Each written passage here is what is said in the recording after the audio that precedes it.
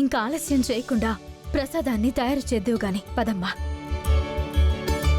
అక్షయ్తో అమ్మవారికి దండం పెట్టించి తీసుకునొస్తాను. ఈలోపు మీరు ప్రసాదం తయారీకి కావలసిన ఏర్పాట్లను చేయండి. సరేనమ్మా. రామ్మా. పదండి.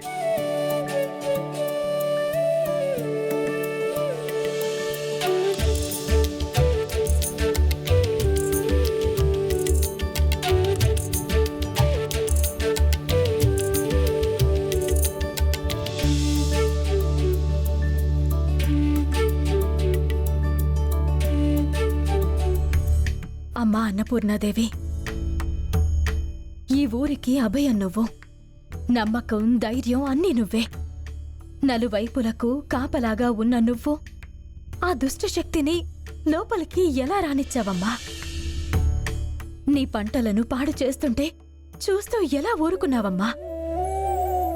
జనం అల్లాడిపోతున్నారు. వారి కష్టంను తీర్చు. వారి బతుకుల్లోకి ఆనందాలని రప్పించు. నీ ప్రసాదాన్ని తయారు చేయగల అర్హతను గతంలో ఒకసారి కలిగించావు. ఈసారి కూడా నన్ను దీవించు. పదమ్మా.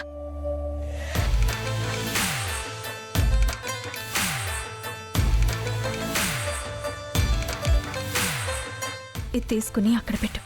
సరే అమ్మా.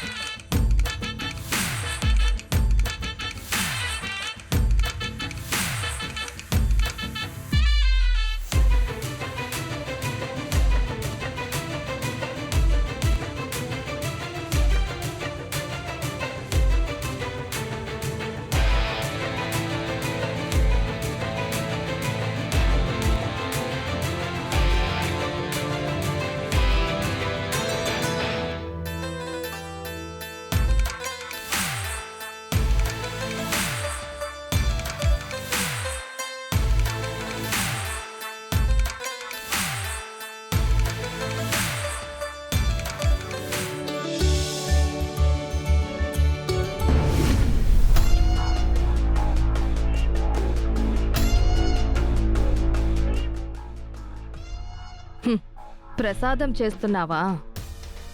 ఈ ఊళ్ళో వాళ్ళకి నీ మీద నమ్మకం పోవాలంటే ఏం చెయ్యాలో నాకు బాగా తెలుసు.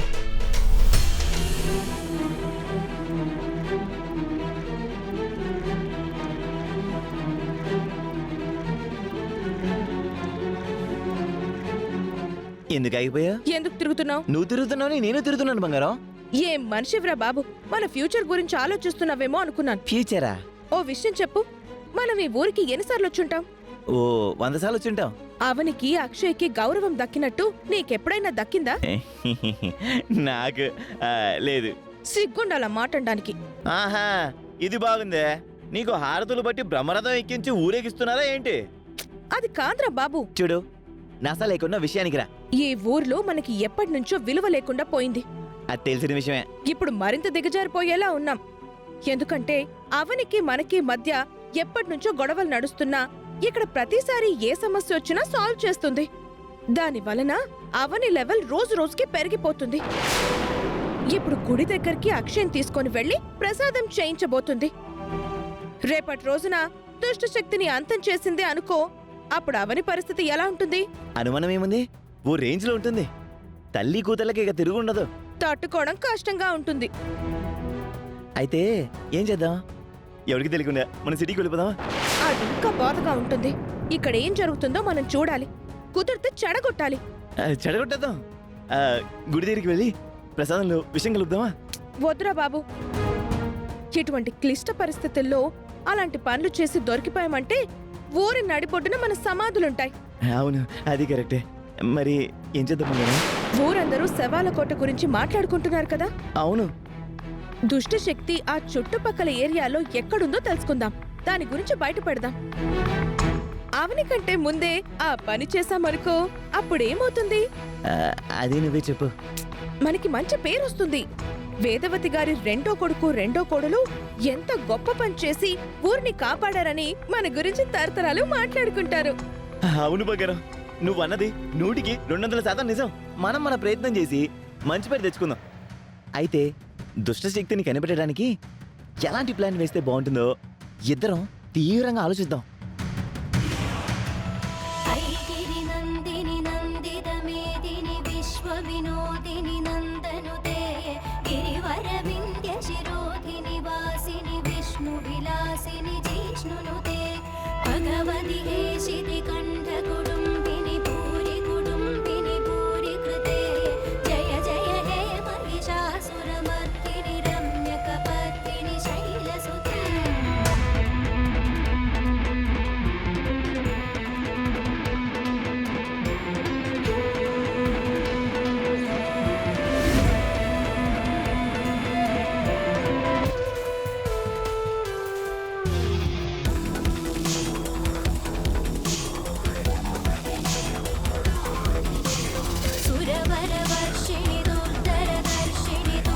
ప్రాణం పోతున్న మనిషి ప్రాణాన్ని నిలబెట్టగల శక్తి సంజీవనికి ఉన్నట్టే జీవం పోతున్న పంటలను నిలబెట్టగల శక్తి ఈ ప్రసాదానికి ఉంటుంది. ఇదే మన పాలిట వరం, ఇదే మన జీవన ఆధారం. దీనిని మీరు మీ పంట పొలాల్లో చల్లుకుంటే పంటలకు పట్టిన కీడు వదిలిపోతుంది. చిన్న విన్నపమమ్మా, చెప్పండి. ప్రసాదం తయారు చేసిన అక్షయమ్మే తన చేతులతో పంట పొలాల్లో ప్రసాదం చల్లాలని కోరుకుంటున్నాను. అవునమ్మా, వేదవతమ్మ గారివి, మీవి, అక్షయ పాపవి అమృత హస్తాలు. పాప స్వయంగా ప్రసాదం చల్లితే ఇంకా మంచి జరుగుతుందని మా నమ్మకం, మా ఆశ.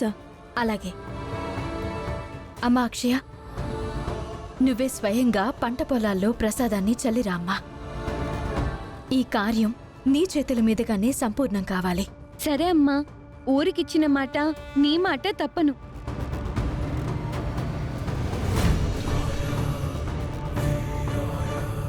అందరూ అక్షయ్ని తీసుకుని వెళ్ళి ప్రసాదాన్ని చల్లించండి.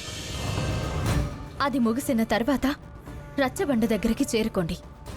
తర్వాత చేయాల్సిన పనుల గురించి మాట్లాడుకుందాం. సరేనమ్మా. సరేనమ్మా. బయలుదేరండి.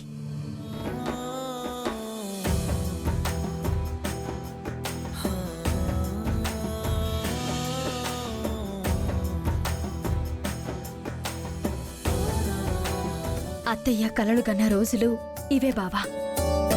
తన తర్వాత మరో తరం తన బాధ్యతను స్వీకరించాలని కోరుకుంది. అది కోడళ్ల రూపంలో జరగలేదు, మనవరాలి రూపంలో జరుగుతుంది. ఈ క్షణం ఇది చూడడానికి అత్తయ్య ఉండుంటే బావుండేది. ఎంతో ఆనందపడుండేది. ఇప్పుడు కుదరకపోయినా ముందు ముందైనా ఇటువంటి రోజులు రాకుండా ఉండవు కదా. ఇటువంటి పచ్చని పొలాలను నల్లగా మార్చేశాను. ఇప్పుడు అవని వచ్చి